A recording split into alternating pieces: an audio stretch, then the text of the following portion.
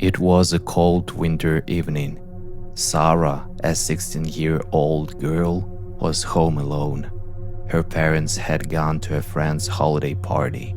Heavy snow had been falling all day, covering the world in a white blanket, but inside it was warm. Sarah sat on the living room couch, wrapped in a wool blanket, watching a movie.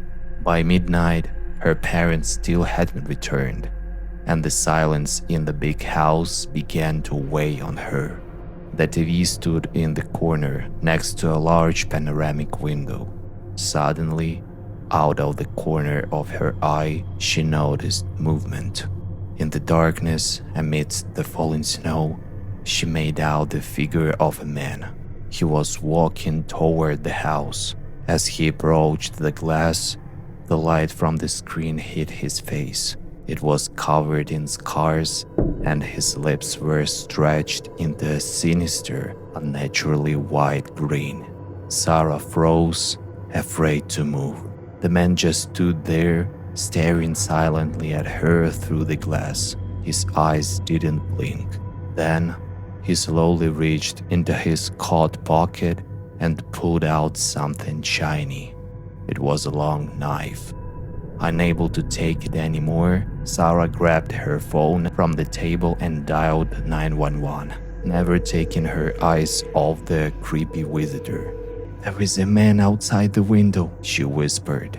"He has a knife. Please, come quickly," she said, motionless, minutes dragging like hours. The man outside the window kept standing there, smiling at her. Finally, sirens were heard in the distance. Police started banging on the door. Sarah rushed to open it. The officers searched the perimeter, but came back with nothing. "Ma'am, we didn't find anyone," the officer said. "That's impossible," Sarah screamed, pointing at the window. "He was just standing right there. You couldn't have missed him." "It is what it is," the officer shook his head. "There is a fresh snow outside. It is completely undisturbed. If someone had been standing there, there would be footprints."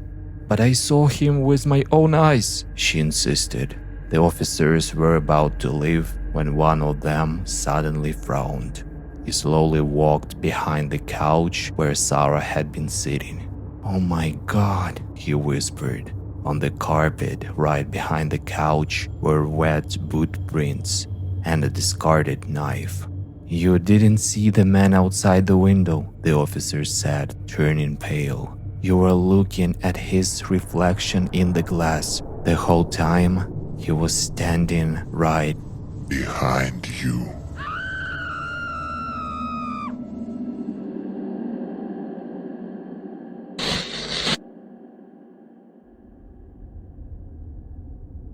The couple decided to take a break and go into town for dinner.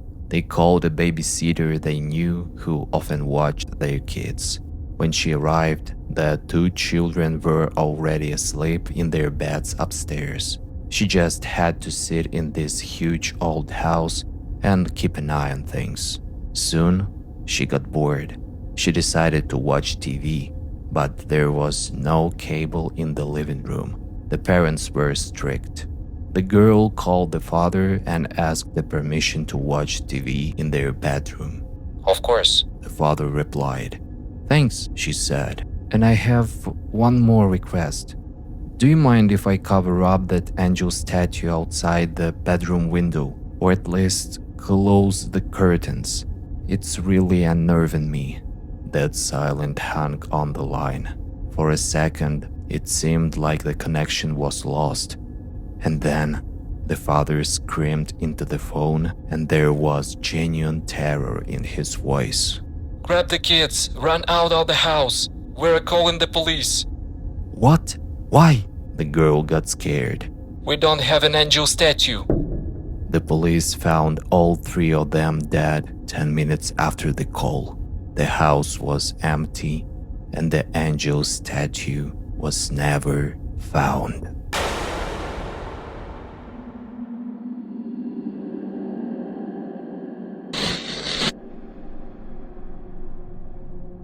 12 years old Emily lived with her father in the small suburban house. Since her mother died, her father had become everything to her. One morning, her father said he was leaving on the business trip and would be back late at night. "Don't open the door for anyone," he said, strictly kissing her forehead. "Even if you think it's me, check first." Emily nodded. After coming home from school, she did her homework and went to bed. She had a dream. She stood on the edge of a busy highway. On the other side stood her father. He was cupping his hands to his mouth and screaming desperately, but the sounds of cars drowned out his voice. She strained her ears and could barely make out the words. Don't open the door. And then Emily woke up. A loud doorbell was echoing through the house. She jumped up, put on her slippers, and ran to the door. Looking through the peephole, she saw her father's face. "Hold on, Dad, opening up," she yelled and grabbed the deadbolt. But something stopped her. She looked through the peephole again. Her father's eyes were wide open and unblinking. His face was pale, frozen in gray mass of fear. The bell rang again. "Dad?" she called out. Silence. Just a bell, again and again. "Dad, why aren't you answering?" She started to cry. "Is someone there with you? I won't open it until you answer." The doorbell rang for another hour, but her father stayed silent. The girl sat huddled in the corner of the hallway until she fell asleep from fear. She woke up. The ringing had stopped. She looked through the peephole. Her father was still there. With trembling hands, she unlocked the deadbolt and threw the door open. Her scream woke up all the neighbors. Her father was dead. His body was sitting on the porch, propped against the door like a broken doll. The whole time, someone was holding his corpse, pressing his face against the peephole and pushing the doorbell with their free hand. Attached to her father's chest was a note. "Smart girl."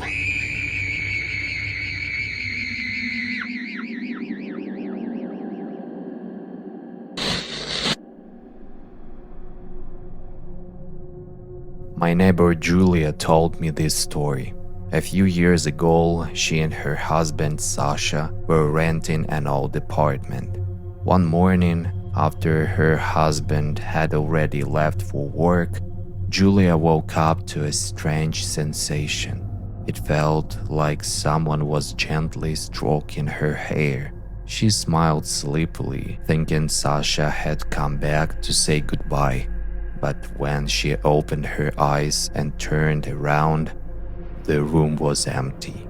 Just imagined it, she thought, and went back to sleep. A couple of days later, it happened again. Julia was lying on her side, facing the wall, dozing off. Suddenly, she felt the mattress behind her, deep under someone's weight.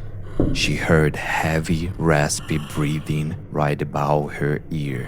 Someone's icy fingers touched her neck and slowly crawled down to her shoulder. Julia froze with terror. She tried to find a rational explanation. "Sasha, is that you?" she asked with a trembling voice. The breathing behind her stopped for a second. The fingers gripped her shoulder with painful force. And then, a quiet stranger's voice whispered right into her ear. No, don't turn around. As if scalded, Julia jumped out of the covers and ran out of the apartment in her pajamas without even looking back. She waited for her husband outside, shaking hysterically. Later, they learned from the neighbors that a young guy used to live in that apartment. He went mad from loneliness and hanged himself right above the bed where they slept. Apparently, He is still looking for someone to keep him company.